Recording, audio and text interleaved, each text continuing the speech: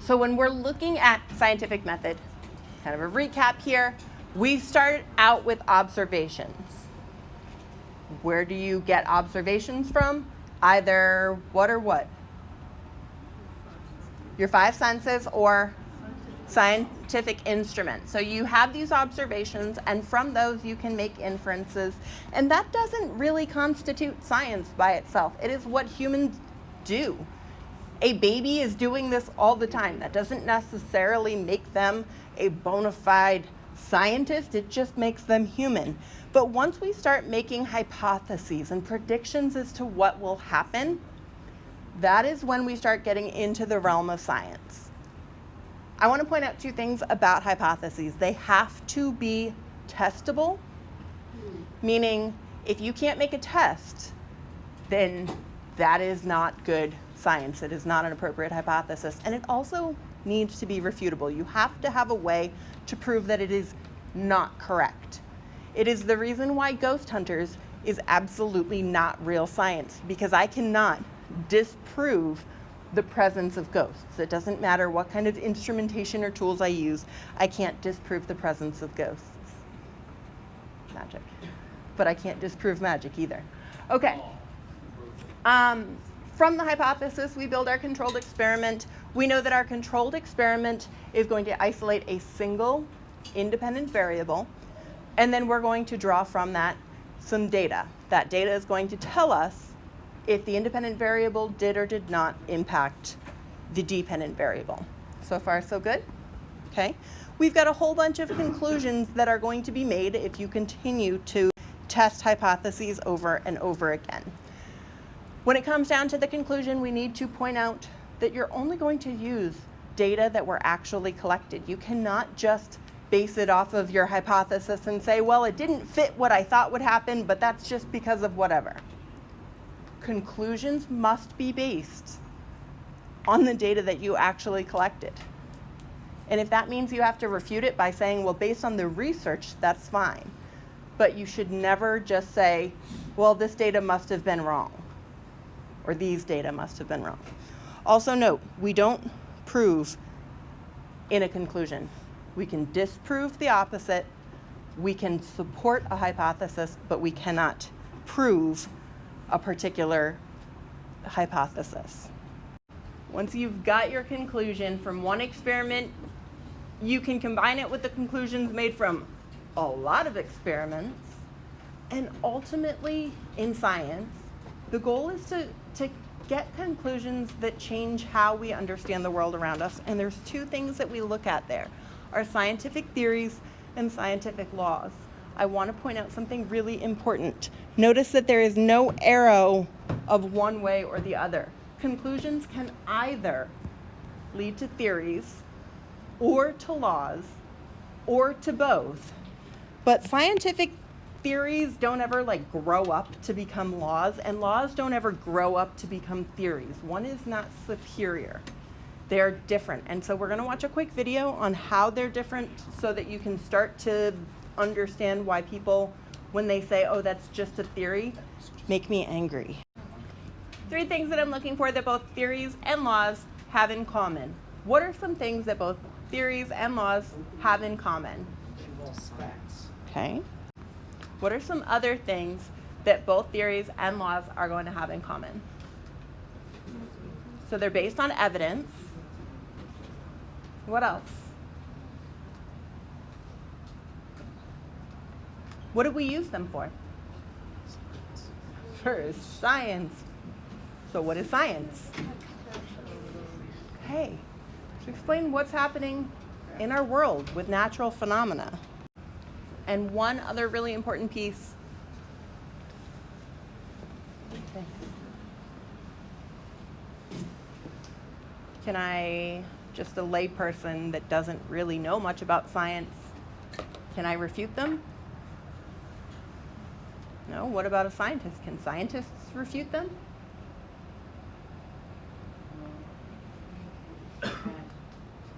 They can be tested. Good. So that's involving evidence because they're constantly being tested. What else? Build on it, though. Are they unchanging? They absolutely can change. They change to fit the facts that we know as we know them. And that means if you are a scientist, or if you understand science at all, you tend to understand that these are the truths as we know them. Okay?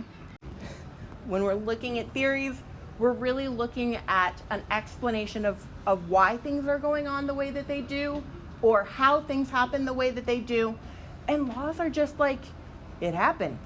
I throw an apple up, it falls. Thank you, law. Why? Because there's like forces that magic gnomes and stuff. That would be the theory side of it. Okay, so we are going to spend some time talking about a very, very important theory for biology, which is that of cell theory. There are 3 parts that you will need to know about cell theory. To understand cell theory, there are a few things you need to know about how to see cells. I know this is shocking, but you cannot see cells with the naked eye. So what are we going to need? Microscopes. Okay, and believe it or not, at one point, there were no microscopes.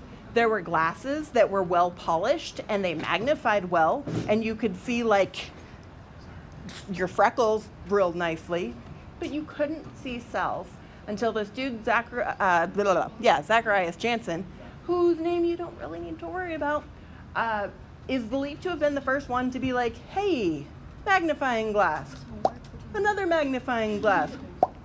Look what I've done. And then he could see cells. Magic, right? It wasn't very common for people to use them until Robert Hooke came around and he was like, look at what I found. These are neat. Look at my cells. Boom. So Robert Hooke is a name that you'll want to know. Are those cells? This is a cork, by the way. This is cork. Are these cells? Ooh, awesome. He saw cell walls and he was like, yay, nifty bifty, as he turned out to be wrong. It's cool though. So he looked at these cell walls and thought they looked a lot like where monks slept in a monastery, or now where prisoners sleep in a jail, which would be cells, right? So this is the dude that termed them cells, okay? He's like, look, cells, nifty bifty. Okay, this is going to be reference number 1 to baby making. Anybody like to explain I should pause this.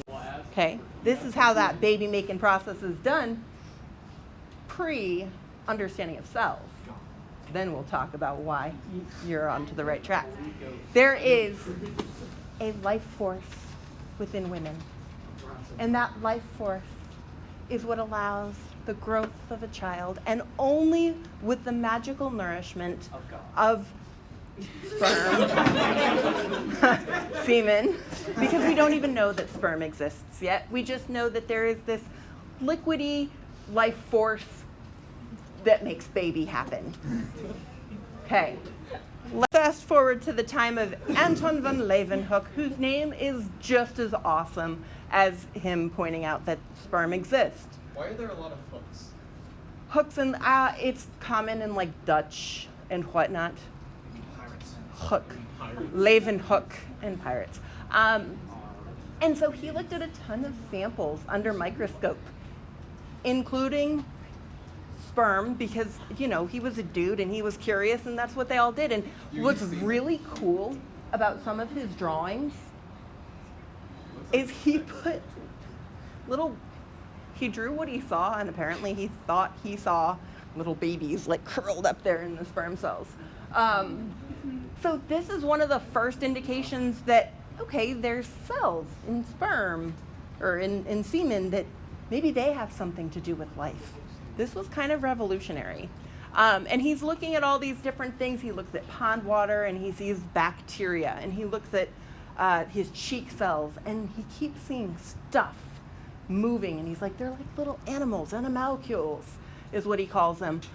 And he's super interested in some weird stuff, but he's one of the ones that came up with this understanding that cells are involved in making babies using, you know, the sperm that swim, much like Michael Phelps, to the eggs. Okay. His name, you don't have to worry about too much. These ones you do need to memorize, though. let's talk about Schleiden and Schwann. Ja. Schleiden and Schwann were two Dutch scientists, and kidding. Let's go back to this idea of how scientists think. What they're trying to do is find a sample that is not made of cells. Schleiden is looking at animal sample after animal sample after animal sample so hard, trying to prove that not all animals are made out of cells. I said all of that about Schwann. Dub that one in. So Schleiden is looking at the plants, Schwann is looking at the animals. They're trying to find any that are not made of cells, and they fail, ergo adding support to their hypothesis that all plants and all animals are made out of cells. And really, they're going to be credited for finding the first two tenets of this cell theory that begins to emerge 1700, which are, number one, that all living things are made out of cells. You can keep looking, keep trying, but so far, nothing that we can find is not made of cells. The second piece is that you can't reduce cells down any further and still have it be considered living. So they are the basic unit of structure and function in living things. How many parts of cell theory did I tell you there were? 3. And we're at 2. So there's one small tenet that has to be added. Remember that theories can be adjusted to include what we know as we know them. So cell theory started out with 2 parts. We're going to add a third part now. This is where, again, we talk about babies are made, which is this. If you want to make a baby mouse, it is very easy. All you need to do is take a pot, a clay pot, and you will take your soiled garments and you will place it in the clay pot, as I'm sure you all do on the regular basis. And then you'll take wheat. Wheat? Why not? Sure.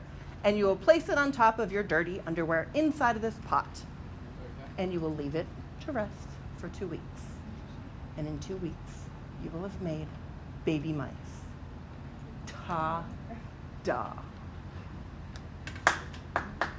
Thank you. That needs to happen more often. Okay, dang. What mice are we talking about? Of all the kinds of mice. So this idea right here is a theory that was well held prior to the 1600s of spontaneous generation, that life just arises. I really like the popping noises. It's working out well for me. So life just pops up from nowhere. Take some dirty underwear, mice. Take some meat, maggots. Boom. And it all makes perfect sense because it is 1500, and why wouldn't that make sense? There's nothing that's more logical than that. And everybody keeps on confirming it. But do we do science by confirming it or disproving it? We have to disprove it. And that is where one of my favorite biologists comes into play, Louis Pasteur. You've heard the name? Pasteurizing. Pasteurizing is the process that Pasteur came up with. So let's talk about his experiment. Let's talk about what he's figuring out, okay? You take broth and you leave it out and it starts to spoil. And now microscopes are giving you the information that you need to know to see that those are some kind of life things. All weird little protozoans and maybe some fungi and some bacteria growing in your broth, okay? If you boil it, it kills it. And then if you just let it sit out, spontaneous generation will allow new bacteria and fungi and whatnot to begin to grow. Or so the theory went. What Pasteur did was he took a broth, put it in the flask, boiled it. That ensured that everything inside was dead. So far, he's on to the right track. He used a special flask that's called a swan neck flask. This is going to let air in and out, but it's not going to let particulate matter settle into the broth. Anything that kind of settles will settle in the neck. Okay, and this is coming from the fact that back in Pasteur's time, 19th century, it was kind of held that maybe it was air itself that was allowing life to form. He said, I think there's something that we can't see in the air that's allowing life to happen. So he took the Swan Neck flask, boiled it, and just let it sit out. But life didn't just happen. There was no spontaneous generation. So he said, okay, well, I need to compare this to something else to see what'll happen. And he broke off the top. In another experiment, he flipped the broth so that it could get into the dust that had settled. And unsurprisingly, that spoiled. So because of Pasteur, first of all, we have pasteurized milk. He also saved the entire beer and wine industry in France and most of Europe because he realized that you have to boil some of your ingredients to kill off the bacteria so that they don't ruin everything. And Pasteur came to the conclusion that maybe spontaneous generation was not so well supported. So with your group, okay, so when we're looking at the independent variable, we are looking at exposure to air. And we know that exposure to air will then have an effect on what, which actually gets measured. On the what? More general, right, growth of microbes, growth of crap. Growth of schmutz. I don't actually know if that's a word, but it's fun to say. So, it does look really happy. Exposure to air, and let's see if crap grows, if bacteria and all that other microbial stuff is going to grow. Based on this, what would you say the hypothesis would be for Pasteur's experiment? What's that? Time for it to sit. No, hypothesis, go up. I'm just going to skip controlled so that we have enough time. I got this. Bacterial growth, microbial. Does exposure to air Okay. Hypothesis is very simple. Is stating that there's a connection there. So, exposure to air. affects growth? Microbes. Exposure to air affects microbial growth. Oh wait, no, that's Wow, that is so abbreviated. How about the prediction? it Gonna. Go then.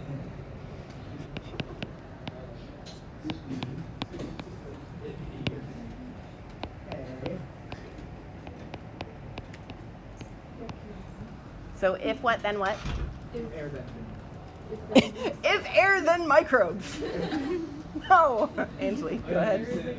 I think that sounds better.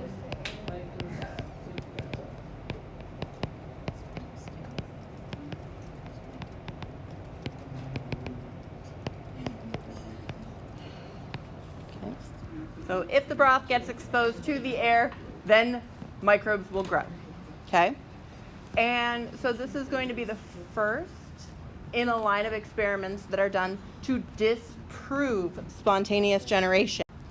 The other big one, and this is definitely one that you should at least be familiar with, is that of Francesco Redi. Y'all have seen this. You take some meat, you leave it out, and it magically turns into maggots. Right? Yeah. Voila. Spontaneous generation. The meat magically turns into maggots. And Redi said, well, how about we test this thing because it seems off. Covered up some, made it so that flies can't get access to it, allowed flies access to the experimental group. And what did he find? Well, the maggots were only growing when they had flies or other things that could land on it. If the flask is sealed, it might still go bad, but now it's not turning into, sarcastic air quotes, turning into maggots. So cell theory has now grown one more piece, right? All living things are made of cells. Cells are the basic unit of structure and function. And now we've got this third component saying that cells can only come from pre-existing cells. Life can only come from pre-existing life. It doesn't just but has to come from somewhere.